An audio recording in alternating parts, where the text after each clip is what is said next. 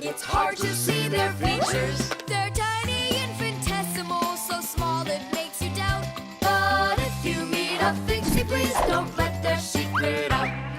They take care of our machines, Irons, phones, and toasters, MP3s and TV screens, even roller coasters. Without them, clocks stop ticking. without them lights go out. But if you meet a Fixie, please don't let their secret out. But if you meet a Fixie, please don't let Their secret out. The DVD.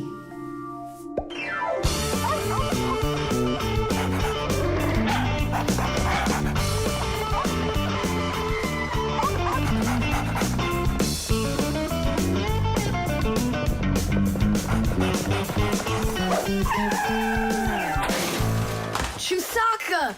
Get away from here! So where did it go? Oh, here it is. Hey there, Tom Thomas. So what's on the disc? Hi there, Nolik. Hi there, Simka. It's a cartoon about Gulliver in the land of Lilliput. My friend Jeannie let me borrow it. I have it till tomorrow. And what's the story about? Well, it's about this guy who gets shipwrecked where people are just so teeny tiny. Fixies, you mean? No, not Fixies. Lilliputians. Lilliputians? Uh-huh. Know what, Simka? I think that you Fixies might have come from those Lilliputians. No way! Our grandpa told us a completely different story of the Fixies. When something is very well made, then the saying goes that it was made with just a little bit of soul. In old times, craftsmen made things to last, and in each appliance, they would leave just a little piece of their soul. Those little pieces of their soul would turn into tiny craftsmen called Fixies, who would then make the appliance their home and take care of it every day. And that's how the very first Fixies came about. But as the years have passed, fewer things are being made by hand, and more things are getting made by machines in factories. That means there are less and less new Fixies coming from human souls. Luckily, Fixies can fall in love with each other and have their own family, raising their children and teaching them well, so they'll grow up to become skillful and honest Master Fixie repairmen. So you're mistaken. We're not Lilliputians at all. We're Fixies. Yeah, Fixies. Listen, Tom Thomas, why don't you show us the movie? Yeah, I want to learn about Lilliputians too. Really, I do. Sure, I'll show you.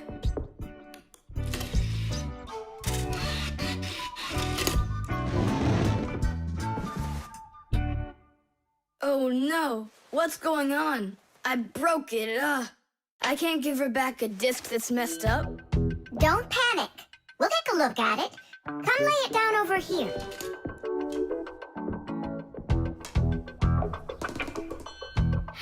Tom Thomas, why is this disc all covered in jelly? Because I was touching it with my fingers. I mean, what else? It's obvious you don't know how a disc works at all. And you know how it works? Yeah, I know. Yeah? If we take a look at a digital disc through a powerful microscope, we can see rows of tiny valleys of different lengths. These valleys are actually a code for the cartoons, games, or music recorded onto the disc. Inside a disc player, a laser beam reads the code and helps turn it back into pictures and sounds. But if you scratch the disc or smudge the disc with dirty fingers, the laser can't read it and the disc won't play. That's why you need to keep discs clean and stored in cases. So that's why you should only hold discs along the edges. And when you're done watching them, you have to put them back inside their boxes. And what about this one? Do we have to get rid of it? Not so fast. Nolik, this calls for a major cleaning. Let's get the brooms.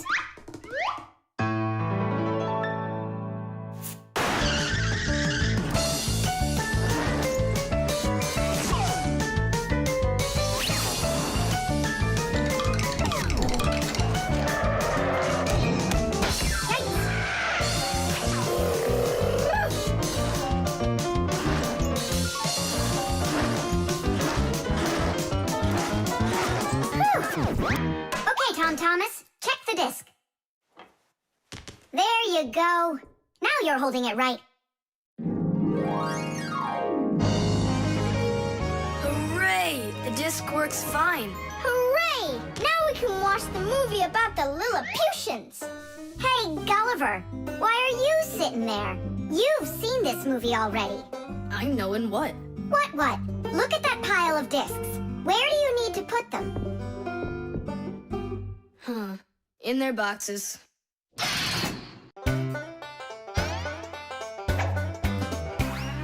I almost caught one yesterday. I chased him, but he fled. But if I told my dad, he'd say, It's all inside your head. You really cannot catch them.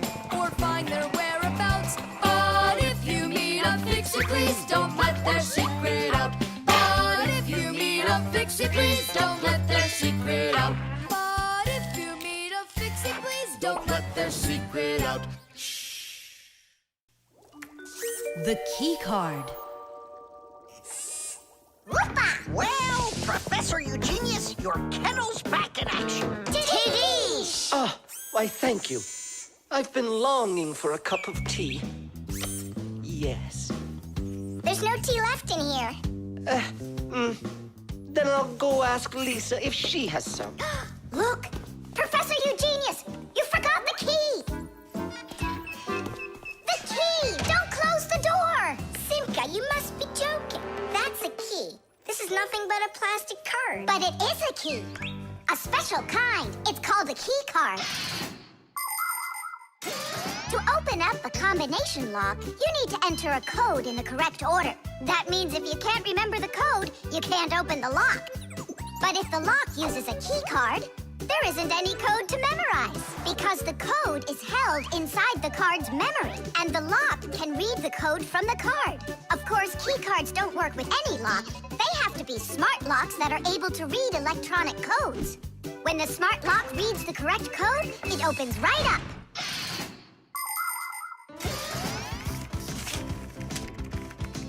Elisa, do we have any tea here? Of course, Professor Eugenius. Wonderful.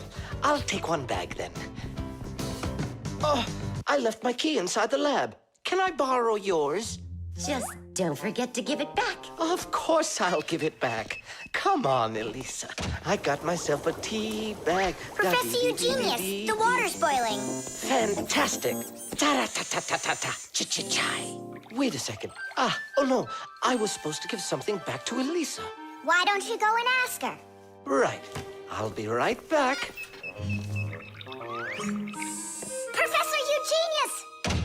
That's card number 2 now. Elisa, I promised you something, didn't I? Yes, the key. You said you'd return it. Yeah, sure. Let me get it. Just a sec.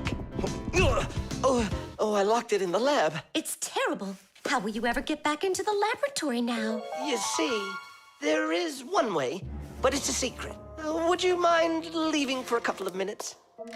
Colleague, Professor, can you do me a little favor?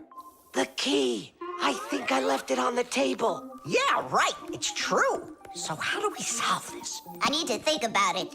What's there to think about? We just have to go and push it under the door. You think you can do it? Yeah! It's time to get to work. Hey, what's going on? Oh, were you just calling for me? Yeah, no, Lisa, not for you. It's so heavy. Do you know where Digit ran off to? Ow! Digit's off somewhere thinking. He's always doing that when it's time to work. Hard to port. Hard to starboard. Way to go, Nolik. Then who were you talking to? Actually, Oh, what's that? where? What? What was that? Come on, let's try again. Look, do you see that? It's telekinesis. It's the power to transport things with your mind. You are just astounding. Was that done with your mind, too? The door? Yeah, sure. You are a genius. Professor Eugenius is a very talented scientist and a dear old friend of the Fixies. He always helps the Fixies, and the Fixies are happy to help him too. Professor Eugenius let the Fixies set up their school right here at his laboratory.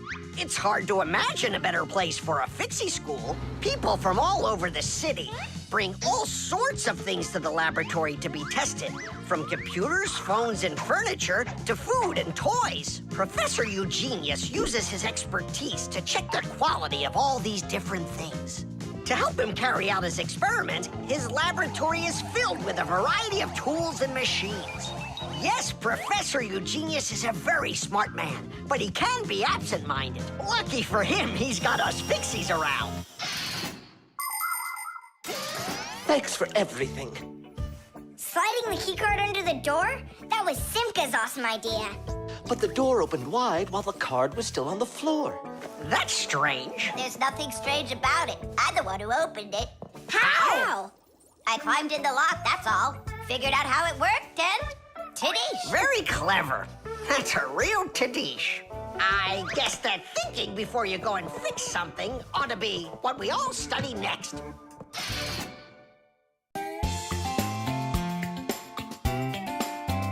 But if you meet a Fixie, please don't let their secret out.